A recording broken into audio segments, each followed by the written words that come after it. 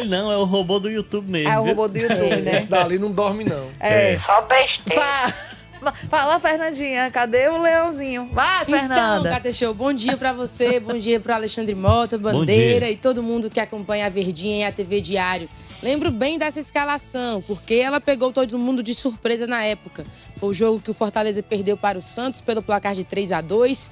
Conseguiu ainda um empate com 2 gols de Iago Pikachu, que converteu 2 pênaltis, mas de fato ali no finalzinho perdeu para a equipe santista. Vojvoda entrou em campo com João Ricardo no gol, na lateral direita Brits, os zagueiros Davi Luiz e Gustavo Mancha, e na lateral esquerda com o Bruno Pacheco. Além disso, no meio de campo foi a maior surpresa, inclusive, na época, porque ele entrou com o Zé Wellison, Martínez e Pochettino, no ataque Marinho, Lucero e Breno Lopes. E aí pegou de surpresa justamente pelo Zé Wellison, que na época estava em negociação com o Vitória, e teve o jogo contra o Flamengo que ele entrou, já evitou essa negociação porque completou 7 jogos pelo Brasileirão e pela má atuação que na época ele vinha entregando dentro de campo.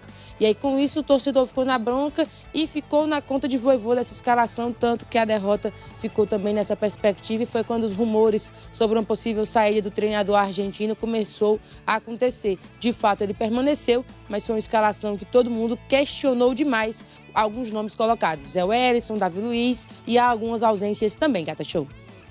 Nessa escalação, Denise, que não tá aí, né? No caso, o Daverson foi titular nesse jogo, tá? Foi outro jogador que foi muito questionado. Então, no lugar do Lucero, quem jogou foi o Daverson.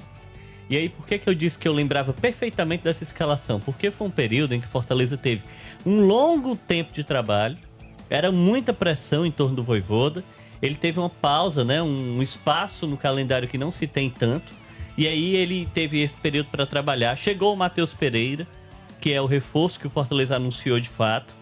O Papelinho deu entrevista falando que o Matheus Pereira estava arrebentando nos treinos. E aí o Vojvoda, meu amigo, escalou na zaga o Davi Luiz. Depois de 15 dias de treino, né? 11 dias, na verdade.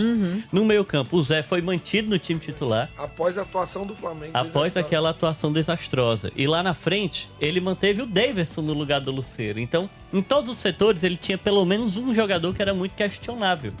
E por isso que eu falei, né? Naquele momento, antes do jogo, eu pontuei sobre isso. Poxa, o Vojvoda realmente ele tá insistindo em alguns jogadores e ele parece estar meio perdido com relação ao que fazer. Por isso que a pausa foi tão importante, né? Fortaleza tem alimentado muito esse discurso da reinvenção. E o próprio Papelinho, quando esteve aqui, sentado aí onde o Bandeira tá, ele falou: tem alguns jogadores que precisa dar um tempo, cara, para não queimar o jogador. O Zé Wellison tem que dar um tempo nele. Então foi uma análise do diretor de futebol, não é nem nossa. Mas é o próprio diretor de futebol que pontuou sobre isso. Então essa escalação diante do Santos foi uma escalação que foi contestada também, mas a gente lembra, e o Vojvoda se apega muito a isso, foi um Fortaleza que teve uma postura diferente.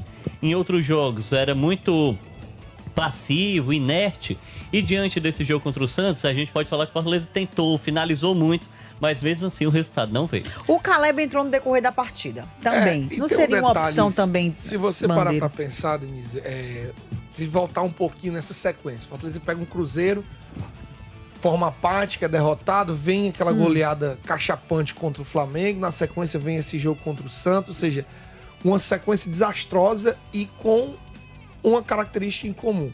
Fortaleza repetiu a escalação, pelo menos no meio de campo com o Zé Wellison, insistindo no Zé Wellison, todas essas vezes. Aí o Fortaleza vai para essa parada com o Vojvoda começando a questionar. Eu trouxe isso uma vez, acho que tá com algumas semanas aqui no programa, do quanto a opinião do torcedor do Fortaleza tinha mudado em relação ao Vojvoda, que antes era unanimidade, que antes era Vojvoda tem que ser mantido e quem tem que reformular é o elenco.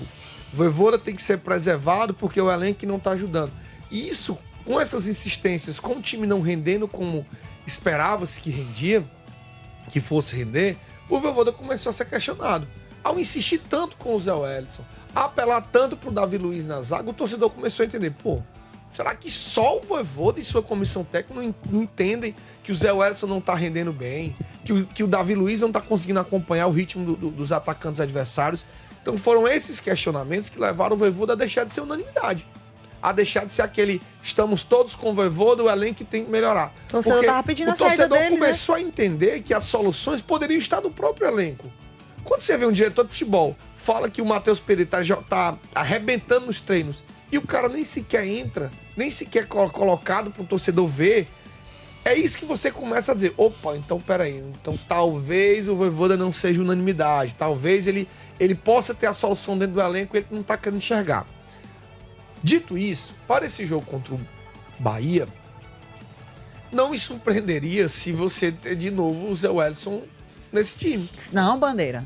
Mas eu vou te falar por quê. Se ele optar por deixar o Zé Wellison no banco, o Matheus Pereira já não pode estrear porque não foi inscrito na Copa do Nordeste. Como é que tá a situação do Sacha? Pode sim. Matheus Pereira pode. Só um ponto sobre o Matheus Pereira. Além de estar inscrito, quando ele foi apresentado, Marcelo Boeck disse que ele pediu dispensa lá do Campeonato Espanhol para poder estar à disposição para o jogo contra o Santos. Foi por isso que surpreendeu, porque todo mundo imaginou que ele já estreasse nesse jogo, já para ser um diferencial, que era justamente o que era buscado na época por Vojvoda, por essa mudança, e é o que todo mundo tem esperado até aqui.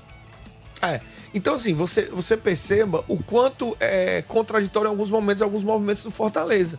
O torcedor pede as mudanças, pede os jogadores, é por isso que eu digo, o Tuco Herrera, a gente comentou ontem que talvez ele não esteja regularizado, não consiga estrear no Clássico Rei, tudo bem. Mas a pressão que esse rapaz vai vir pra jogar é muito grande. Porque ele vem de uma janela, ele entra numa janela em que o Fortaleza faz um aporte financeiro alto, contrata o cara, né, 13 milhões de dólares, o cara vem para ser um jogador de referência no time do Fortaleza, então assim, a pressão pro Vojvoda escala, vem por indicação também do Vojvoda, chancela dele. Então, assim, esses jogadores que estão sendo contratados, eles vêm com uma pressão muito grande de já chegarem a estrear. Aí a gente vai ver como é que o Vojvoda vai gerenciar esse elenco do Fortaleza e como é que ele vai se portar nisso. Mas é uma incógnita muito grande, vamos ver como é que vai ser a escalação de amanhã. E aí vem também o peso. Será que entra todo mundo? Vamos poupar para domingo? Será que essa galera aguenta jogar quarta? Estão voltando agora de um período de treinamento? Passou 15 dias dessa, é um gerenciamento de elenco. Eu acho que é tudo um gerenciamento de elenco aí. Vamos ver. O Fortaleza não tá nem mais no tempo de fazer poupar, de deixar atleta poupar pensando no jogo seguinte, não.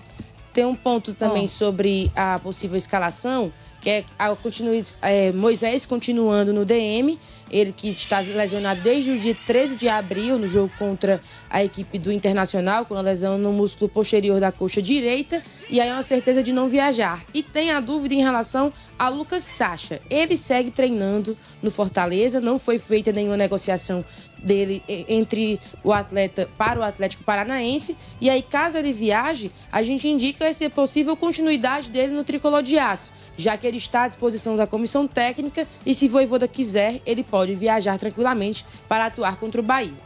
Se cumprirem o que estavam dizendo, Papelinho disse aqui, de alguns atletas, em especial o Zé Wellison, que eu acho que foi o mais destaque negativo dessa partida, que iria poupar no aspecto de dar um gelinho, assim, de colocar na geladeira, Alexandre, para as más atuações. É o que ele acha que tem que acontecer. Isso dizendo. Mas aí o que ele acha e o alinhamento com o Vojvoda é outra coisa. Por quê?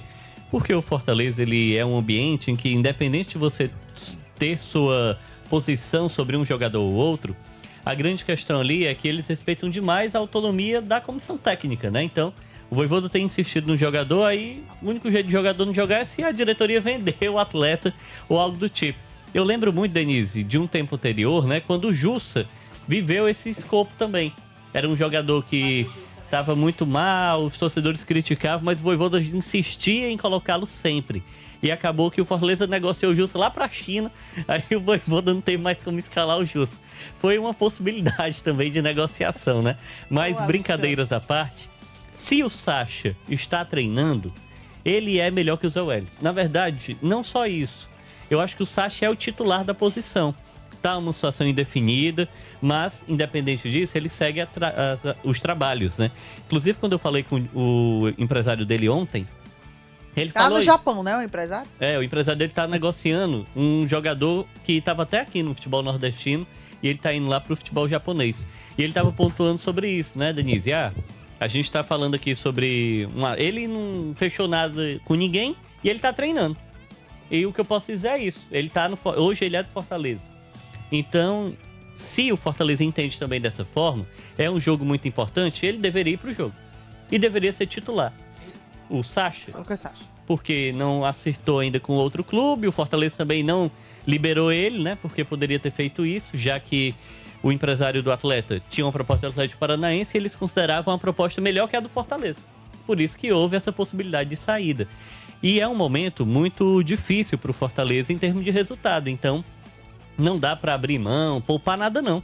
É tentar realmente enfrentar o Bahia e tentar se classificar. Porque se não conseguir isso, Denise, aí será o terceiro objetivo não alcançado no ano. Porque queria ser campeão cearense, não foi. Queria chegar no mínimo às quartas da Copa do Brasil. Foi eliminado na terceira fase. E definiu como meta ser campeão nordestino. E ele está nesse momento nas quartas de final. Exatamente. Tudo vai ser descoberto hoje, viu, gente? Porque o embarque acontece por volta das 6 horas da noite. Ao vivo, mais tarde, a Fernanda, tanto o Samuel também, que o embarque do Ceará é no horário próximo, vai trazer mais detalhes.